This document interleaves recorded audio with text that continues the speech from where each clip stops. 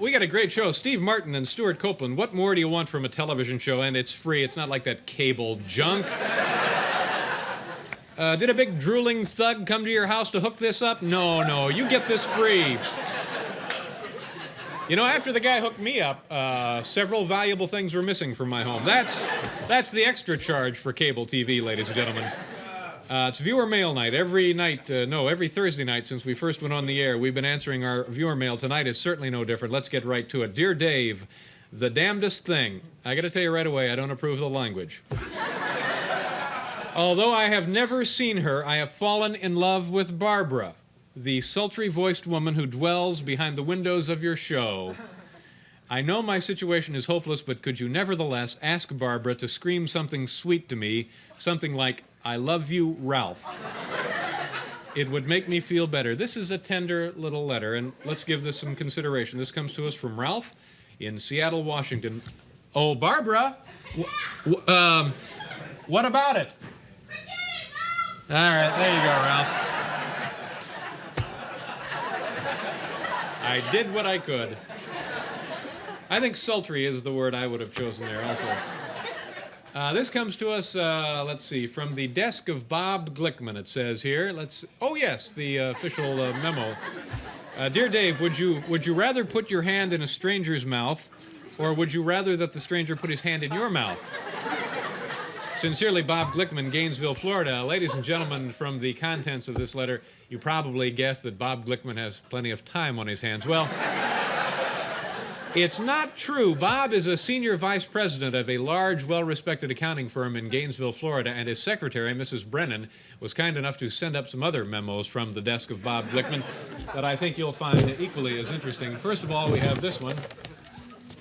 This one says, Dear Mrs. Brennan, I need 1 can of Sterno, 1 bag of circus peanuts. Bob Glickman, all right.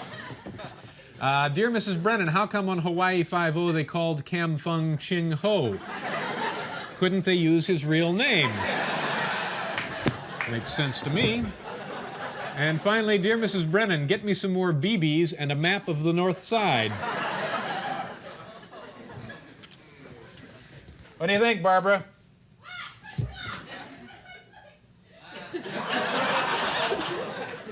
Hell, send security back there. Dear Mr. Letterman, I would like to know how writers... Oh, this is a good question. We get this a lot. I would like to know how writers are hired for your show. Do they have to submit a lengthy resume of past professional experiences? Or do you just pick their names out of a bar roll like they did during the draft lottery several years ago? I would like to know this so I can prepare myself in the event that I am chosen. Loyally yours, Kenneth Alexander, San Francisco, California. Kenneth, to qualify as a writer, your introductory letter should have at least a dozen errors. And your letter contains only 11. Too bad, but you're off to a good start. Keep trying, and best of luck.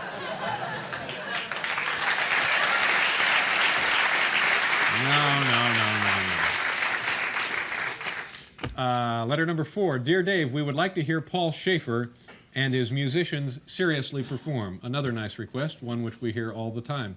This comes to us from Donald and Evelyn Lennox, Oklahoma City, Oklahoma. Don and Evelyn, you know, as I mentioned, we do get many suggestions from the viewers requesting this, and I think it's a wonderful idea. We have a few minutes right now, so Paul, if you guys are ready, we're going to have them perform something of their own choosing. So, Bill, tell us all about it. Ladies and gentlemen, Paul Schaefer and the band in a scene from Reginald Rose's powerful courtroom drama, 12 Angry Men. Okay, 11-1 guilty. Now we know where we are. Somebody's in left field. You think he's not guilty? I don't know. I never saw a guiltier man in my life. You sat right in the court and heard the same things I did. The man's a dangerous killer. You could see it. He's 19 years old. That's old enough. They've proved it a dozen ways. Do you want me to list them? No.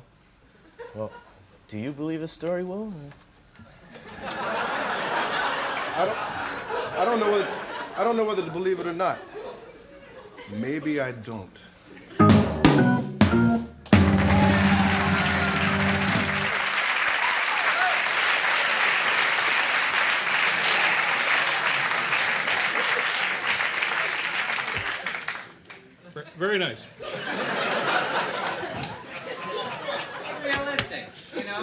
Dadaesque. Oh, we don't know what the That's hell what it is. Dadaesque. Letter number 5 comes to us from, it says, Dear Sir, I have never been to New York, it says here, but will be vacationing there in the spring. Perhaps the nicest time of the year to visit our city. While I am there, I would feel honored if I could get a chance to get a glimpse of one of my contemporary heroes, David Letterman. Oh, this is very flattering. It comes to us from Michael Neerman, Marquette University. Gee, Michael, thanks for the letter. And sure, you can get that chance. And for only $2, believe me, there's no better bargain in all of New York. In fact, take a look at this NBC promotional tour footage, and I think you'll get an idea of what a bargain it is. Everyone keep your eyes at the far end of the hallway. Thank you. Thank you very much. Thank you. Everyone look down to the far end of the hallway, right down there. Thank you.